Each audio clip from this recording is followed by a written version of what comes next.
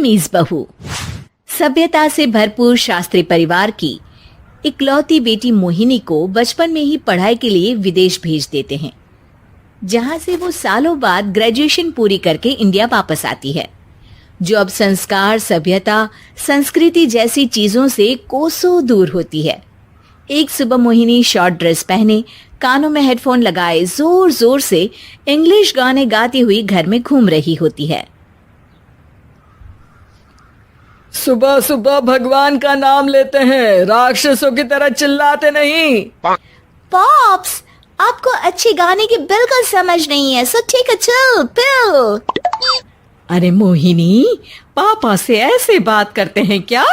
सारी तमीज भूल गई हो। ओह मॉम प्लीज, इतनी बड़ी भी कोई बात नहीं हुई, सो डोंट ओवर रिएक्ट। ऐसे ही दिन बीतते हैं जिसमें मोहिनी के तौर तरीके, रहने और बात करने का ढंग उसकी मम्मी पापा को परेशान करने लगता है। भला कोई मानेगा कि ये मेरी बेटी है? रीति रिवाज और संस्कारों से तो इसका दूर दूर तक कोई नाता नहीं, और अब तो लगता भी नहीं कि कभी होगा। अरे ऐसे कैसे नहीं होगा? लड़कियां सारे नखरे अपने माँ बाप को ही दिखाती है। ससुराल जाकर उन्हें सब कुछ करना भी पड़ता है और मानना भी। पत्नी की बात शास्त्री जी समझ जाते हैं और कुछ ही दिनों में अपने से भी ज्यादा धार्मिक परिवार में निखिल के साथ मोहिनी का रिश्ता पक्का कर देते हैं।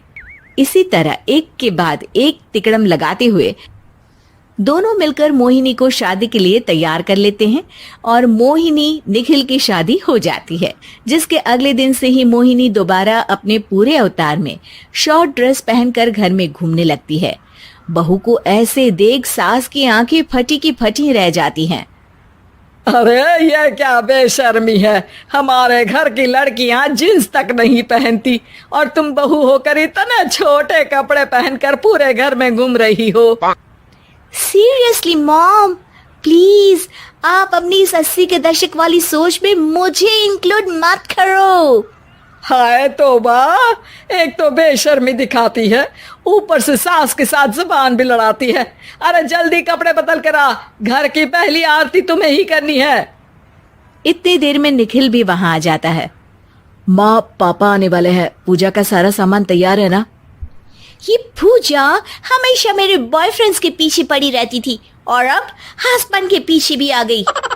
मोहिनी की बातें सुन सास तो अपना सिर पकड़ लेती है, लेकिन निखिल किसी न किसी तरह उसे पूजा के लिए कन्विंस करके कपड़े चेंज करने के लिए भेज देता है, जिस पर पूजा खत्म होने के बाद वो एक बार फिर अपनी शॉर्ट ड्रेस में आ जाती है।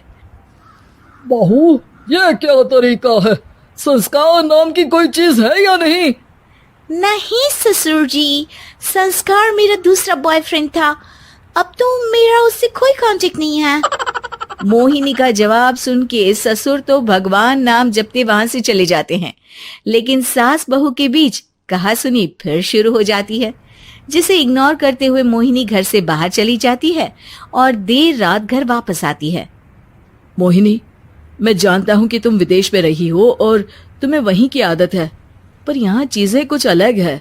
अगर तुम उस हिसाब से कुछ एडजस्ट कर लो तो सबके लिए सही हो जाएगा। I am not in a lecture mood. Good night. अगली सुबह मोहिनी देर से उठकर एक बार फिर उसी तरह सबके सामने आती है, जिस पर उसकी सास कुछ बोले उससे पहले ही मोहिनी की दोस्त मोनिका और रेचल वहां आ जाती हैं। Oh hi darling, how are you? OMG, we missed you so much. I missed you too darling. Ram Ram, इन्होंने तो तुमसे भी छोटे कपड़े पहने हैं। अरे तुम लोगों के अंदर कोई शर्म लिहाज बाकी भी है या सब बेच खाई? मोहिनी, तुम्हारी मेड कुछ ज्यादा नहीं बोलती।